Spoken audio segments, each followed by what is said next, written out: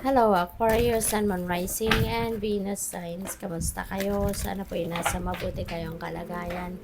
Welcome back po sa Star Tarot. At kung bago kayo dito, welcome din po kayo. Please subscribe, like, share my videos, and leave me a comment kung nakaresonate po kayo. Thank you. So, tingnan natin po unang mensahe ninyo. We have the Angel of Love. Ayan. So, napakaganda because with the help of the Angel of Love, parang kayo ay makakapag-move on na. You know? Ang iba sa inyo rito, baka nanggagaling kayo sa isang masalimuot na romantic relationship. Hindi ito para sa lahat ha. This is just for some of you. So, kung sino lang makaka-resonate sa message na to, take it. Otherwise, kung hindi ito sumasakto sa inyong sitwasyon, just leave it for someone else. So, maari ng iba sa inyo rito, nanggaling kayo sa hiwalayan, nanggaling kayo sa masalimuot na romantic partnership with someone at for the longest time, may resentments, may mga bigat sa loob, may mga galit, mga ganon. Pero ngayon parang na-overcome nyo na yan, no? Parang ngayon nagkaroon na kayo ng acceptance of what happened between the two of you. Napatawad mo na siguro din ang person mo at ngayon mas parang handa ka na rin na magbukas muli ng puso mo ngayon para sa iba siguro, or po pwedeng parang ang focus ninyo ngayon is self-love. So it's either ang iba sa inyo handa na kayong umibig muli, handa na kayong mag-welcome ng bagong pag-ibig, or po pwede na ang iba sa inyo will be focusing on yourself first. No? Yung parang muli, mas mamahalin mo muna ngayon ang sarili mo over others. So, what else? We have victory. Wow. So, merong tagumpay, no? Po pwedeng tagumpay ito dito sa masamang naging masalimuot na naging sitwasyon ninyo sa buhay pag-ibig ninyo in the past.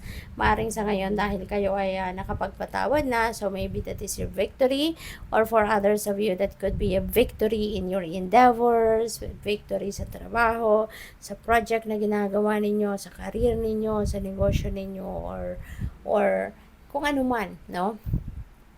Yung inyong inaasikaso at pinagkakabalahan, maaaring nandiyan dyan yung inyong victory na ito, no? Maybe related to that.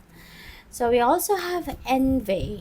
Ayan. So, maaaring merong mga naiinggit sa inyo rito. Maaaring kayo ay napapaligiran ng mga inggitero at inggitera. Kaya, maging maingat kayo sa mga bagay, impormasyon na sinishare ninyo with other people. Kasi, may mga tao na hindi nila na-appreciate yon, no, na napagkikwentuhan sila ng kung ano yung mga successes mo, ano yung mga material possessions mo.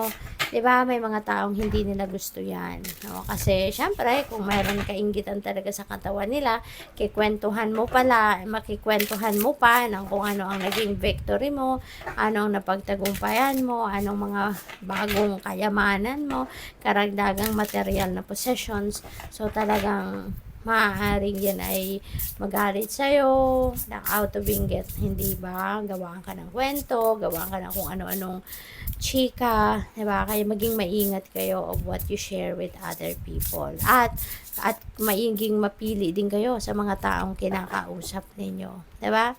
So, what else? We have be patient, it will come. Napakaganda nito. Kasi, parang nasa ano kayo nasa manifestation energy kayo sa ngayon. Feeling ko kung ano yung pinaka-aantay ninyo, kung ano yung pinaka-dream ninyo, kung ano yung parang pinaka-mimithi ninyo, maaaring ibibigay na yan sa iyo ng universe sa ngayon. Maaaring yan ang ima-manifest ninyo sa ngayon. No? Kaya good luck sa iyo. There will be some wishes that might come to fruition sa ngayon. So, we also have your energy is valuable, so protect it well.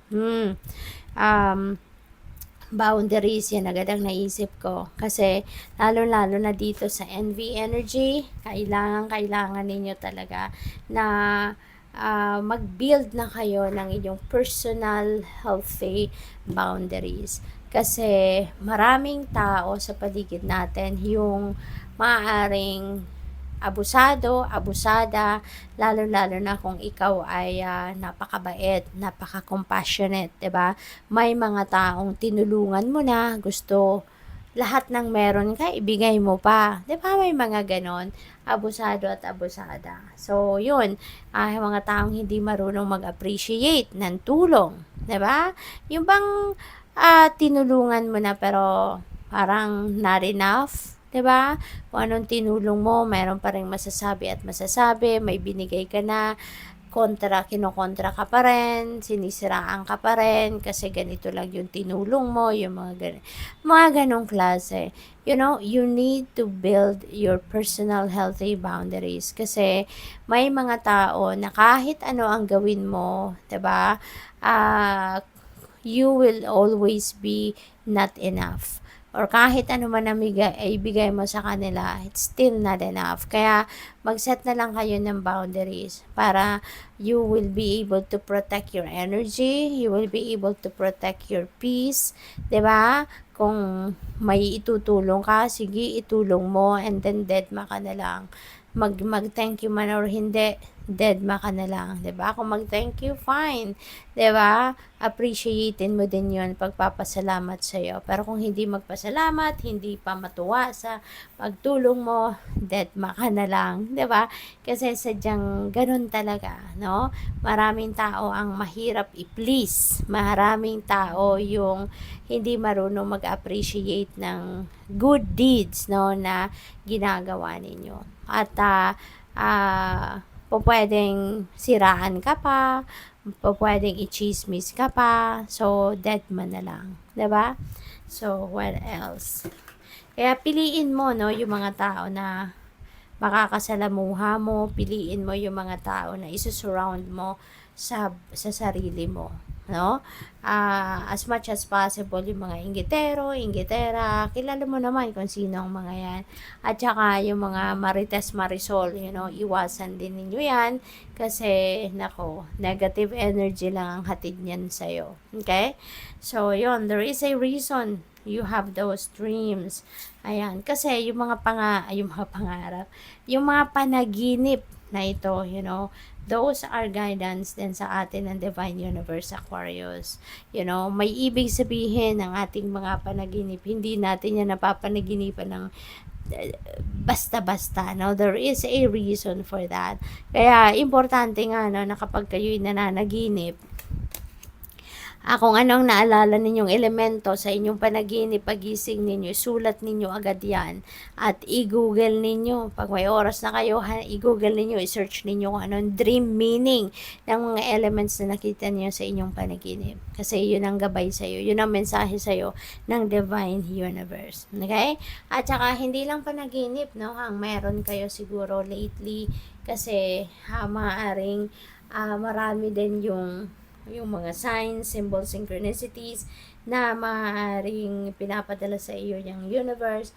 At saka baka may mga visions din kayo, no? Intuitive nudges, yung mga ganon. Kaya be aware of those messages, no? And those subtleties na maaaring napapansin din ninyo, kasi may ibig sabihin yan. May mensahe yan sa inyo ng universe. Okay? So, good luck sa'yo. Thank you for watching, Love and Light. Namaste.